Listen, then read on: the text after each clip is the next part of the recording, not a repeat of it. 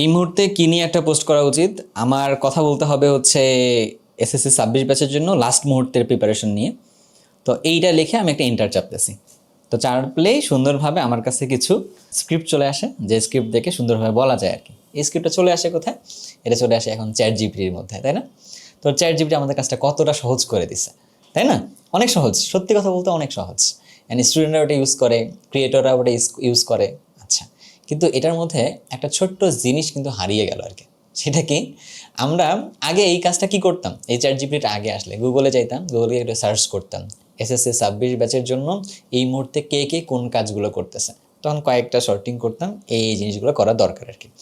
দেন আমরা কি করতাম? ফেসবুকে দেখতাম সার্চ করে ওইখানে কি হচ্ছে, ইউটিউবে দেখতাম ওখানে দেখতাম কি করতে।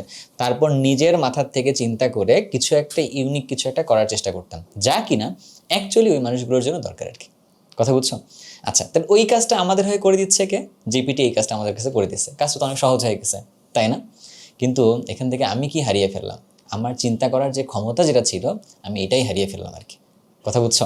তো ধরলাম আমি যদি একজন টিচারের কথা হিসেবে চিন্তা করি আমার জায়গা থেকে, হ্যাঁ, যেহেতু আমি পড়াচ্ছি ওই জায়গা থেকে বলতে পারি। তো আমার মনে হয় যদি আমার কাছে এই চিন্তা করার দক্ষতা বা এই চিন্তা করার সময়টা যদি কমে আসে না, আমি আমার যে একটা এক্সিস্টেন্স, যে ব্যানারের নিচে আমি কথা বলতেছি অ্যাজ এ টিচার, তো ওইটাই না কোয়েশ্চেনের মুখে পড়বে আর কি, যে আমার চিন্তা করার দক্ষতা এটা নাই। আবার সেম থিংস তোমার জন্য আসলে সত্যি। তুমি যেমন স্টুডেন্ট যদি একটা হও, তোমরা এখন এটা কি করতেছো? একটা প্রশ্ন আসছে আর কি, তাই না?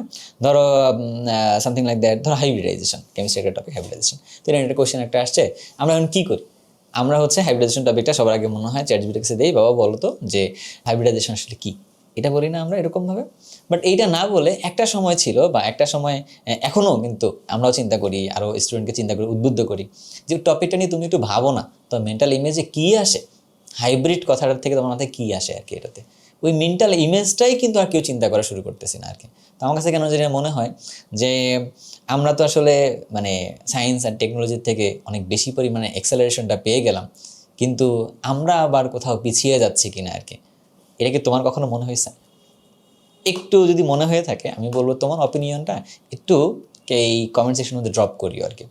আর আমি কিন্তু বলতেছি না যে আমরা জিপিটি থেকে বের হয়ে যাব, আমরা আবার আগের জায়গায় ফেরত যাব, এরকম কোনো কথা কিন্তু না আর কি। বরঞ্চ আমরা কীভাবে চেক এন্ড ব্যালেন্স করতে পারবো, মেবি তুমি যদি একটা কমেন্ট করো এখান থেকে তোমার কিন্তু মনে হইতে পারে যে এইভাবে চেক এন্ড ব্যালেন্স করা গেলেও যাইতে পারে আর কি। আমার তোমার চিন্তাটাকে নিয়ে চিন্তা করা দরকার পড়ছে আর কি। এই জন্য আমি তোমাকে বললাম, কারণ চিন্তার মূল্য পৃথিবীতে সবসময়ের জন্যই ছিল অ্যান্ড সামনে সারা জীবন আসলে থাকবে আর কি। ধন্যবাদ তোমাদের সবাইকে।